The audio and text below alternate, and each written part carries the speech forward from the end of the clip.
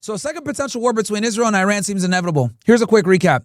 Israel's intensified operations in Gaza, targeting Hamas leadership and infrastructure with the goal of weakening the group and occupying Gaza with potential support from the U.S. and Gulf states. In the past 48 hours, unverified but potentially credible sources claim Israel assassinated Abu Ubaidah. He's Hamas's spokesperson in Gaza, but no confirmation exists yet. This is Abu Ubaidah right here, guys. Okay. And this is the guy, this dude has been around since like 2004. Okay. Like one of the longest standing high-ranking members of Hamas, okay? And he went viral, actually. Remember how I told you guys about that Israeli soldier that got kidnapped? This guy right here. So Abu Ubaidah became famous, even though he's been doing this since 2004, when they announced the kidnapping of this guy, Khalid Shalit. All right, and this guy, Khalid Shalit, was an IDF soldier that was kidnapped by Hamas, and they exchanged 1,000 plus prisoners to get him back. Okay, yeah, you heard that right. 1,000 prisoners to get this dude back. All right? And one of the people that got back, interestingly enough, was this guy.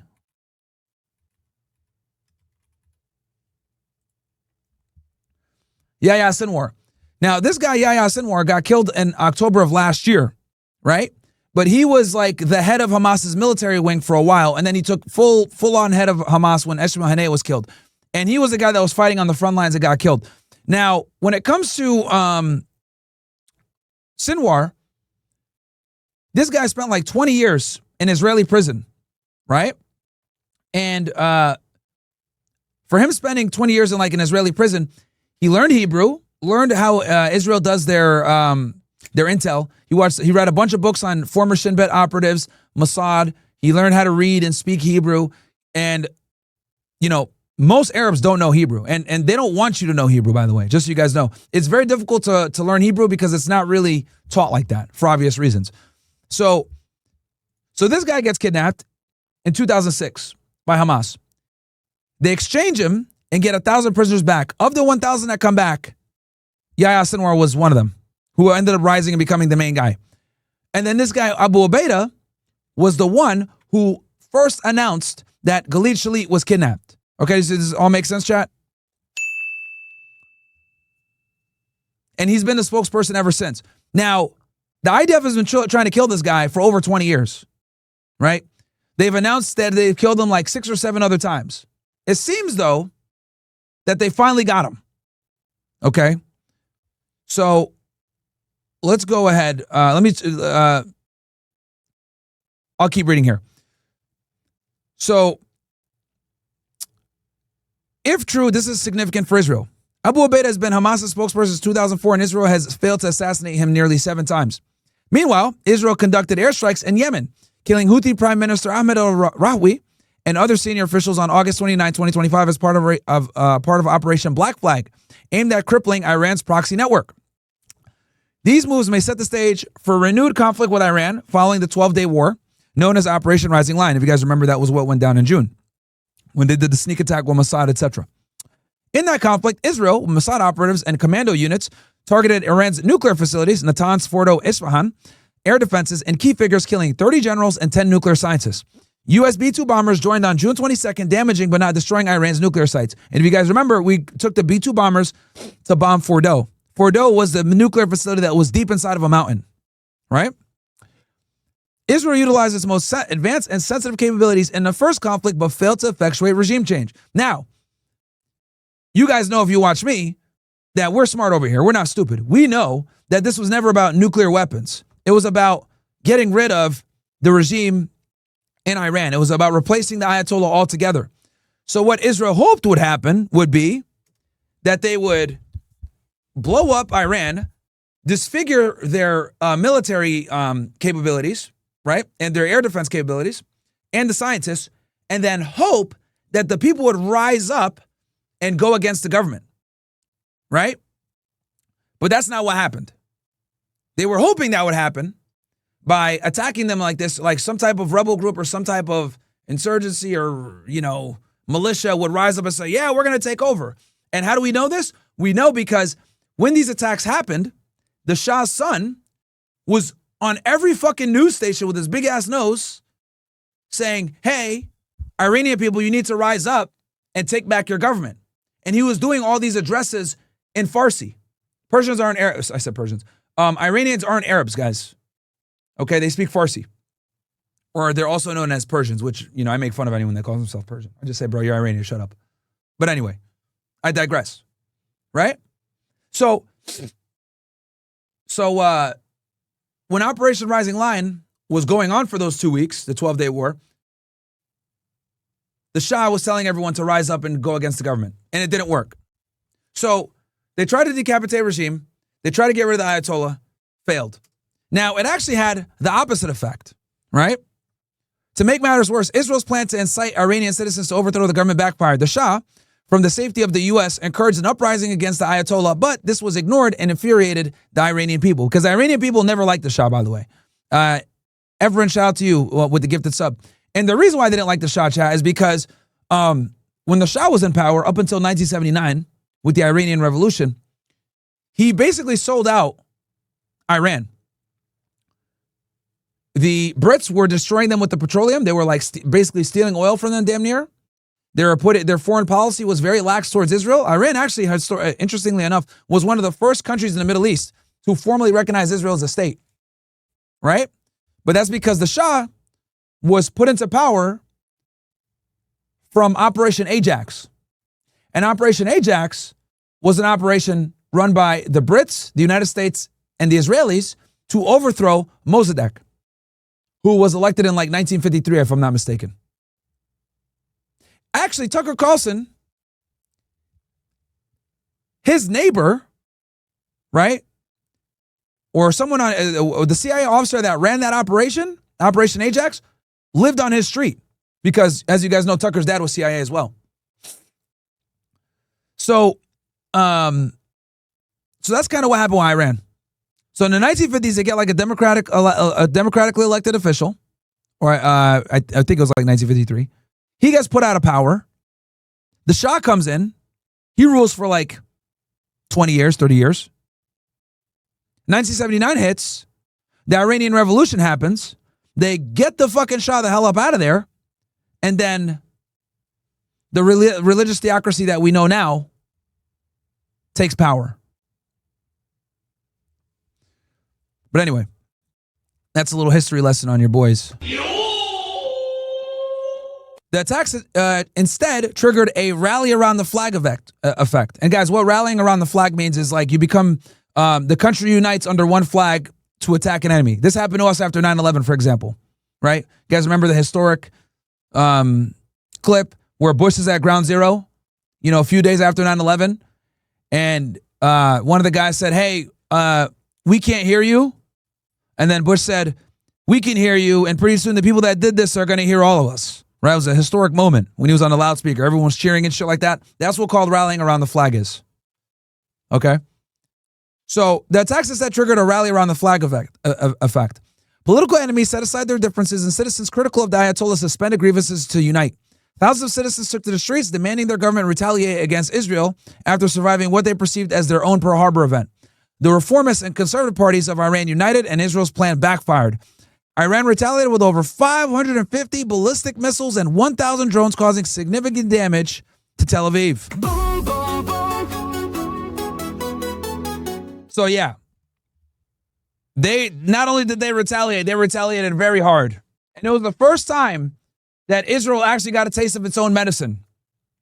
Okay, in modern times. Israel had not been hit that hard since like the fucking Yom Kippur War, damn near. Okay? Or like, I don't even think during the Intifadas they got hit that hard. So yeah, Iran launched a bunch of fucking missiles towards Israel, hitting them in Tel Aviv, hitting them in Haifa. Now, if you guys watch me, right, y'all know I showed you guys the receipts. I showed you guys the hypersonics and the cruise missiles and everything hitting Israel. I showed y'all. They hit them during the day, they hit them at night. And it's crazy because if you guys were watching me, because I was doing like pretty much damn near 24/7 fucking coverage on this war, we will watch American media and the American media would say, oh yeah, like Iran's missiles aren't hitting, they're intercepting like 90% of the missiles, like we're totally fine. But I would show y'all like the damage in Tel Aviv, right? And the missiles actually like hitting and shit like that.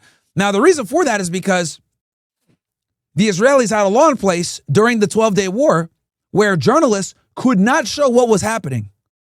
Okay? You could go to jail if you showed what was happening. As a matter of fact, instead of me just talking shit, let me show y'all. Now, this is why y'all didn't see anything, and I was the one that was showing you guys what the fuck was going on, but like mainstream media did not want you guys to see this. It was crazy, dude, how Western media was fucking covering this shit, man. Succeeded in the first goal, but failed in their second, as Iran was still capable of. Israel had two key Iran's launchers. Iran, as a massive destroyer, Iran was able to successfully retaliate in less than a day. So Israel. And not only were they able to successfully retaliate within a day, guys, the reason why that's so impressive is because they had their air defense compromised, they had their backline compromised, they had generals assassinated, they had scientists assassinated. So the fact that Iran was able to retaliate back against Israel within, I think 18 hours was the official response time, is fucking wild. Israel did not. Because the Mossad did a fantastic job of synchronizing with the Israeli Air Force and the IDF to coordinate not just the backline intelligence operation, but also coordinating all the airstrikes and the drone strikes. Because, guys, all of this shit was happening at the same time. So Mossad operatives in Iran activated. They started sending drones to the air defense, blowing them up. Meanwhile, the Israeli air defense was coming in. The Israeli Air Force was coming in as the air defense was being destroyed, and they started dropping bombs on the nuclear sites. Okay? And as they're doing that, precision strikes are hitting the generals and the scientists at the same time. And they destroyed the radar system. So they weren't even able to detect the jets coming in. So all of this was happening at one time. That's how the Israelis play, guys. The Israelis do blitzes like this, where they hit you with everything at one time. Intel activates, drones activates, Air Force activates. They all hit you at the same time in one synchronized hit. Operation Rising Lion was, I ain't gonna lie, it was like a fantastic cohesion between different apparatus, different military and intelligence apparatuses working as one to have one unified and coordinated attack. This is what the Israelis are good at. I will always give them credit for that. You guys know I've praised their intelligence services on this channel many times. But it's because I know what they're capable of that I will never accept the fact that they've killed tens of thousands of innocent people, because I know what they're capable of. I know that they have technology better than us in some regards, by the way, just so you guys know. There's many ways that their intelligence services are actually better than ours. So that's why I'll never accept the bullshit that they be doing. Not destroy most, half, or even 1/3 of Iran's launchers. Iran, as a massive country, had mobile launchers in secure locations all over the country. What Israel did achieve, however, was the elimination of northwestern Iran as a launch site for their ballistic missiles. You see, Israel had two key objectives for this war: suppress air defenses so their air force could carry out attacks, and suppress launch sites to limit the scope of Iran's retaliation. They succeeded in the first goal, but failed in their second, as Iran was still capable of launching missiles. And these are some of the missiles that hit back into Israel. At Israel. But because Israel had control of northwestern Irani airspace, Iran could not risk launching missiles closer to the border. So they needed to fire from further away in the center of the country. This meant Iran was forced to use newer missiles, which they have less of in their waves of retaliatory attacks on Israel, because the newer missiles have longer ranges. Israel's hope was that Iran would exhaust these missiles and then lose the ability to respond. But this didn't happen, as Iran continued to pummel Israel up until the final moment 12 days later. Finally, inaccurate missiles. Israel claimed Iran had inaccurate missiles that they were easily intercepting. Whatever got through, they claim. Now, this is the media stuff that I wanted to show you guys. Only hit civilian targets. The difference between us and between the Iranian regime is we are attacking strategic military points in we're attacking strategic military points. Oh yeah, so carpet bombing Gaza is a military strategic point, right? Get the fuck out of here, bro. Iran to limit their military capabilities while they are launching rockets at civilian buildings. Yeah, the reason why is because a lot of these civilian buildings, by the way, pose cover for Israeli military and intelligence components. So the Israelis do the same exact shit that they were accusing Hamas of doing. keeping their military and intelligence structures within civilian infrastructure. buildings. But this is 100% false. Immediately after Iran's first successful wave of strikes, Israel declared full censorship of any documentation of Iran's missiles, threatening to arrest anyone releasing video of the missile barrages. In this video, a German reporter shares how Israeli officials were preventing them from documenting any damage. She says they only allowed them to film if they were documenting civilian damage and not military targets. Hi, I'm Sophie. I'm a correspondent for German TV ARD covering Israel, the West Bank, and Gaza. And I want to talk a little bit about the challenges we're facing here as journalists at the moment. So, of course, there is a security concern, Iranian missile attacks. So whenever we go out and film, we think about where the closest shelter is. Then there are restrictions, military censorship. And according to these rules, we are only allowed to film and report if civilian targets were hit, residential buildings, for example. But if military or strategic targets were hit, we are not allowed to film and report unless we get the approval of the censor. And in this video, a German reporter was interrupted mid-interview by an angry Israeli who didn't want her showing any missile damage to a sensitive location. You know you cannot take the video of the location, right? What? You cannot take the video of the location, you know. Who said it? The army said it. And who are you?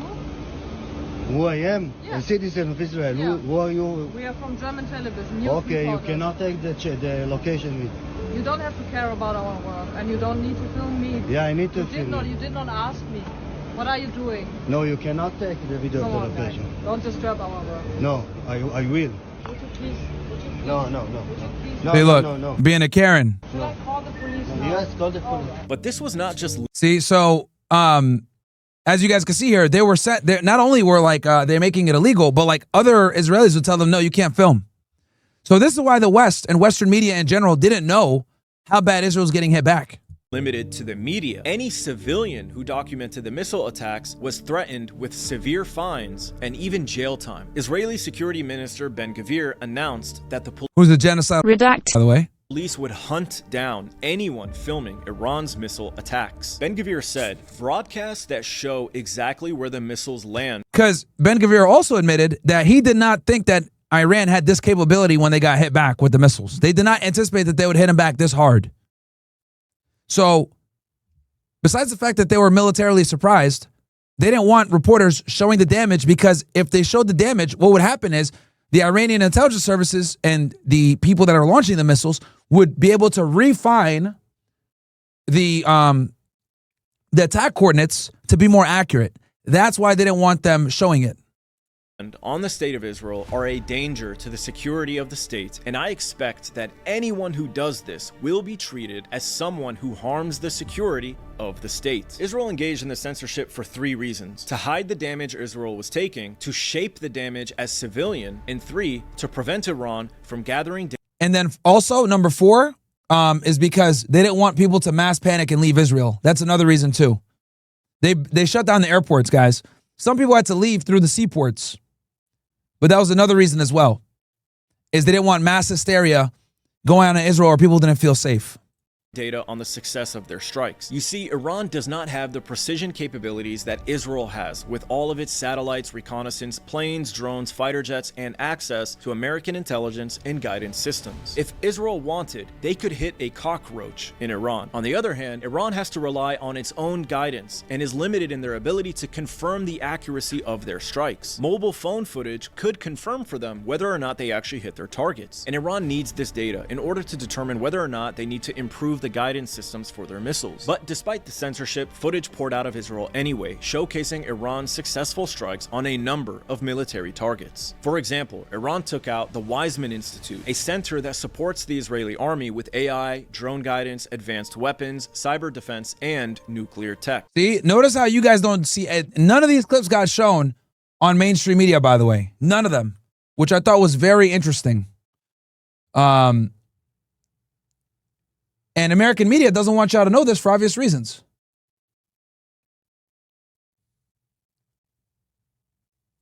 The Weizmann Institute works very closely with Elbit Systems to develop bio-inspired military materials and maintains its ties with defense firms like Israel's aerospace industries. The Weizmann Institute suffered 2 direct hits during the war with Iran. No lives were lost, but the damage to buildings and research is estimated in the hundreds of millions of dollars. And the Telegraph reported that at least 5 secret and strategic Israeli bases were targeted and destroyed by Iran's missiles. Yep, and they definitely hid that as well. We know for a fact that a Mossad and an Oman base were hit, which, as you guys know, Mossad is like their CIA, but Oman is their military intelligence. That's like their DIA equivalent. And we know one of those bases were hit as well. Now, Israel obviously doesn't want anyone to know this for certain reasons, but yeah. This is also seemingly confirmed by Israeli media. All right, so this is coming from Israeli media. We have to say there's a bit of an Iranian aspect to the way we report the missile hits on our side. I'm not talking about the Weizmann Institute, but there were a lot of missile hits in IDF bases and strategic sites that we still don't report about to this day. And there's a clear reason for that, which everyone at home understands. But alongside that clear reason, it created a situation where people don't realize how precise the Iranians were and how much damage they caused in many places. This is Israeli television, guys. We just know about the Weizmann Institute. There are many places we don't know about. And in